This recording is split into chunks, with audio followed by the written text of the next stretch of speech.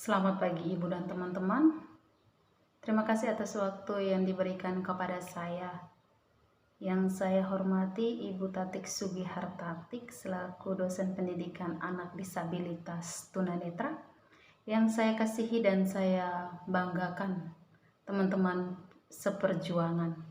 Perkenalkan, nama lengkap saya Maria Patricia Marta Ratni, NIM 211F10380, kelas A6 Prodi PLB. Di sini saya akan memaparkan bagaimana model pendidikan bagi anak tunanetra. Berbicara bagi anak tunanetra mungkin tidak asing lagi bagi kita. Anak tunanetra itu yang kita ketahui bersama bahwa itu adalah anak yang mengalami hambatan atau tidak mampu untuk melihat. Di sini saya akan memaparkan materi ini guna memenuhi tugas UAS pendidikan anak tunanetra.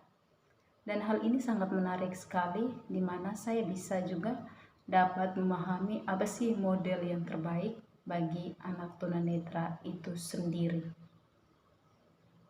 Model pendidikan. A. Pendidikan khusus atau SLB. SLB adalah lembaga pendidikan yang menyelenggarakan program pendidikan bagi anak-anak berkebutuhan khusus yang meliputi sekolah luar biasa, SLB tunanetra, yaitu sekolah yang hanya memberikan pelayanan pendidikan kepada anak tunanetra, dan sekolah dasar luar biasa, yaitu sekolah yang menyelenggarakan pendidikan khusus dengan bermacam jenis kelainan, yaitu tunanetra, tunarungu, tunagrahita, dan tunadaksa dalam Adriana 2013. B. Pendidikan terpadu. Pendidikan terpadu ialah model penyelenggaraan program pendidikan bagi anak yang berkebutuhan khusus yang diselenggarakan bersama-sama dengan anak normal dalam satuan pendidikan yang bersangkutan di sekolah reguler, misalnya SD, SMP, SMA, dan SMK, dengan menggunakan kurikulum yang berlaku di lembaga pendidikan yang bersangkutan, Kemendikbud nomor 002-U-1986.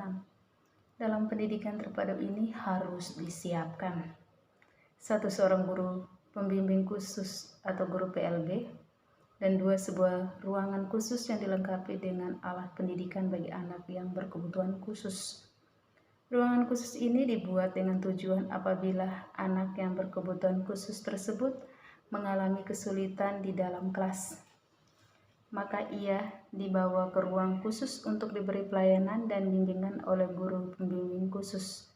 Bimbingan ini dapat berupa bantuan untuk lebih memahami dan menguasai materi pelajaran, menggunakan alat bantu atau alat peraga, pengayaan, agar ketika anak belajar di kelas bersama dengan anak lainnya, anak tunanetra sudah siap menerima materi pelajaran dan rehabilitasi sosial bagi anak berkebutuhan khusus yang mengalami kesulitan dalam bergaul dengan teman sebayanya. Ini dalam Adriana 2013. C. Guru kunjung. Di dalam sistem pendidikan luar biasa, terdapat sebuah model pendidikan, pelayanan pendidikan bagi anak yang berkebutuhan khusus, yaitu dengan model guru kunjung.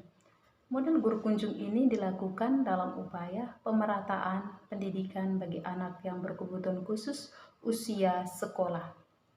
Oleh karena sesuatu hal anak tersebut tidak dapat belajar di sekolah khusus atau sekolah lainnya, seperti tempat tinggal yang sulit dijangkau akibat dari kemampuan mobilitas yang terbatas, jarak sekolah dan rumah terlalu jauh, kondisi anak tunanetra yang tidak memungkinkan untuk berjalan, menderita penyakit yang berkepanjangan, dan lain-lain.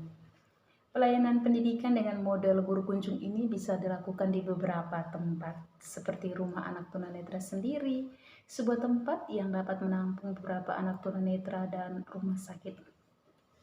Kurikulum yang digunakan pada model guru kunjung adalah kurikulum PLB. Kemudian dikembangkan kepada program pendidikan individual yang disesuaikan dengan kemampuan dan kebutuhan masing-masing anak dalam Adriana 2013, dan pendidikan inklusif. Pendidikan inklusif adalah pendidikan reguler yang disesuaikan dengan kebutuhan siswa yang memerlukan pendidikan khusus pada sekolah reguler dalam satu kesatuan yang sistematik. Berdasarkan keputusan Mendikbud nomor 0491-U-1992, anak-anak yang memiliki kebutuhan khusus seperti tunanetra dapat belajar secara terpadu dengan anak sebaya lainnya dalam satu sistem pendidikan yang sama. Layanan pendidikan di dalam pendidikan inklusif memperhatikan beberapa hal, yaitu kebutuhan dan kemampuan siswa. Satu sekolah untuk semua, tempat pembelajaran yang sama bagi semua siswa. Pembelajaran didasarkan kepada hasil asesmen, tersedianya aksesibilitas yang sesuai dengan kebutuhan siswa, sehingga siswa merasa aman dan nyaman, dan lingkungan kelas yang disesuaikan dengan kebutuhan siswa. Sementara untuk kurikulum yang digunakan adalah kurikulum yang fleksibel, disesuaikan dengan kemampuan dan kebutuhan setiap siswa. Ini yang dikatakan oleh Adriana 2013. 3. Mempergunakan prinsip-prinsip metode khusus sistem tunanetra yang dalam Humairah 2013. Hendaknya diberikan pembelajaran yang sesuai dengan kebutuhan belajar khusus bagi mereka. Guru umum biasanya lebih menekankan pembelajaran melalui saluran visual yang sudah tentu tidak sesuai dengan tunanetra Loevel dalam Humairah 2013. Mengemukakan 3 prinsip metode khusus untuk membantu keterbatasan akibat ketunanetraan. Membutuhkan pengalaman nyata. Guru perlu memberikan kesempatan kepada siswa untuk mempelajari lingkungannya melalui eksplorasi, perabaan tentang situasi dan benda-benda yang ada di sekitarnya, selain melalui indera-indera yang lainnya. Bagi siswa yang masih mempunyai sisa penglihatan atau low vision, aktivitas seperti itu merupakan tambahan dari eksplorasi dan visual yang dilakukan. Kalau benda-benda nyata tidak tersedia, bisa dipergunakan model. B. Membutuhkan pengalaman menyatukan. Karena ketunanetraan menimbulkan keterbatasan kemampuan untuk melihat keseluruhan dari suatu benda atau kejadian, guru hendaknya memberikan kesempatan kepada siswa untuk menyatukan bagian-bagian menjadi satu kesatuan yang utuh. Mempergunakan pembelajaran gabungan di mana siswa belajar menghubungkan antara mata pelajaran akademis dengan pengalaman kehidupan nyata. Merupakan suatu cara yang bagus untuk memberikan pengalaman menyatukan. C. Membutuhkan belajar sambil bekerja. Guru hendaknya memberi kesempatan kepada siswa tunanetra untuk mempelajari suatu keterampilan dengan melakukan dan mempraktikkan keterampilan tersebut. Banyak bidang yang terdapat dalam kurikulum inti yang diperluas. Misalnya orientasi dan mobilitas dapat dipelajari dengan mudah oleh tunanetra apabila mempergunakan pendekatan belajar sambil bekerja ini. Semua siswa, apakah dia tunanetra atau bukan, akan mendapat keuntungan dari pembelajaran yang berdasar pada 3 prinsip metode khusus tersebut, dan mempergunakan metode pembelajaran seperti itu dapat membantu siswa untuk belajar membuat suatu konsep dari suatu pola umum. Ada beberapa hal dalam Humairah 2013 yang dapat diberikan kepada siswa sehubungan dengan adanya kekurangan siswa dalam hal penglihatan atau tunanetra. Kebutuhan-kebutuhan ini sangat membantu siswa tunanetra dalam menjalankan pendidikannya, antara lain. 1. Alat pendidikan tunanetra atau BLIN. Alat pendidikan bagi tunanetra terdiri dari A. Alat pendidikan khusus yang terdiri dari 1. Mesin tik braille, 2. Printer braille, B. Alat bantu 1. Alat bantu perabaan, buku-buku, air panas atau dingin, batu. 2. Alat bantu pendengaran, kaset, CD, talking box. C. Alat peraga. Alat peraga taktual atau audio yaitu alat peraga yang dapat diamati melalui perabaan atau pendengaran, patung, hewan, Patung tubuh manusia, peta timbul. 2. Low vision. Alat bantu pendidikan bagi anak low vision terdiri dari alat bantu optik. Alat bantu pendidikan bagi anak low vision terdiri dari A. Alat bantu optik, 1 kacamata, 2 kacamata perbesaran, 2 hand magnifier atau kaca pembesar, B. Alat bantu, 1 kertas bergaris besar, 2 spidol hitam, 3 lampu meja, 3 penyangga buku, C. Alat peraga. 1 gambar yang diperbesar, 2 benda asli yang diawetkan, 3 patung atau benda model tiruan, F. Kebutuhan dan layanan pendidikan anak tunanetra. 1. Kebutuhan pendidikan. Kehilangan penglihatan menyebabkan anak tunanetra sulit dalam melakukan mobilitas. Artinya, sulit untuk bergerak dari satu tempat ke tempat lainnya yang diinginkan. Oleh karena itu, kepada mereka perlu diberikan suatu tempat khusus agar dapat melakukan mobilitas dengan cepat, tepat, dan aman. Bagi anak yang tergolong buta, sisa penglihatannya tidak lagi digunakan untuk membaca huruf awas, sehingga mereka digunakan huruf braille. Ya, di sini sudah dikatakan jelas sekali bagi anak yang sulit untuk bisa melihat atau membaca tulisan seperti biasa, seperti kita orang awas ini, mereka ini dilatih atau diperkenalkan huruf braille. Braille di sini khusus diperuntukkan bagi anak-anak yang tunanetra. Jadi anak tunanetra itu bisa membaca menggunakan huruf braille. Adanya keterbatasan tersebut di atas menghambat anak tunanetra dalam berbagai aktivitas yang dilakukan oleh orang awas dalam memenuhi kebutuhan hidupnya.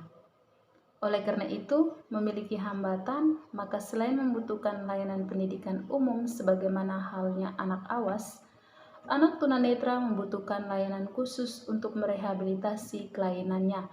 Jadi ini dalam Rianti 2013 dikatakan di sana bahwa anak tunanetra itu membutuhkan layanan khusus. Mereka dikatakan khusus sehingga membutuhkan juga rehabilitasi kelainannya. 2. Layanan pendidikan bagi anak tunanetra. Layanan pendidikan bagi anak tunanetra pada dasarnya sama dengan layanan pendidikan bagi anak awas. Hanya dalam teknik penyampaiannya disesuaikan dengan kemampuan dan ketidakmampuan atau karakteristik anak tunanetra. Ini dalam Rianti 2013. A. Jenis layanan. Ditinjau dari segi jenisnya, layanan pendidikan bagi anak tunanetra meliputi layanan umum dan layanan khusus. 1. Layanan umum. Latihan yang diberikan terhadap anak tunanetra umumnya meliputi hal-hal berikut. Misalnya A. Keterampilan, B. Kesenian, C. Olahraga. Di tempatnya saya biasanya di sini yang paling banyak kalau anak tunanetra itu mereka dilatih, misalnya latih seni musik. Mereka bisa main organ, bisa menyanyi karena mereka bermasalah pada penglihatannya, tapi dari segi penglihatan, berbicaranya itu masih sangat normal. Jadi di sini memang dilatih khusus, maksudnya dikembangkan talenta-talenta mereka itu. Mereka juga bisa main gitar. Di sini di Bakti Luhur memang diterapkan hal-hal untuk maksudnya melatih anak-anak tunanetra itu agar bisa berkembang dengan baik. Mereka bisa mandiri dalam hal bantu diri, tapi di sini lebih ditekankan hal seninya, misalnya bisa menyanyi dan sebagainya. Layanan khusus rehabilitasi diberikan terhadap anak tunanetra antara lain sebagai berikut: latihan membaca dan menulis braille, latihan menggunakan tongkat, latihan orientasi dan mobilitas, dan latihan visual atau fungsional penglihatan. B. Tempat sistem layanan, 1 tempat khusus atau sistem segregasi. Tempat pendidikan melalui sistem segregasi bagi anak tunanetra adalah sebagai berikut. Ini A. Sekolah khusus. Sekolah khusus yang konvensional adalah sekolah luar biasa untuk anak tunanetra. SLB bagian A. Sekolah ini memiliki kurikulum tersendiri yang dikhususkan bagi anak tunanetra. B. Sekolah dasar luar biasa SDLB. SDLB yang dimaksudkan di sini berbeda dengan SDLB dalam kurikulum 1945. C. Ada kelas jauh atau kelas kunjung. 2. Sekolah biasa atau sistem integrasi. Penyelenggaraan pendidikan terpadu memerlukan seorang ahli KPLB-an yang disebut guru pembimbing khusus GPK dan ruang bimbingan khusus untuk memberikan layanan bagi anak tunanetra.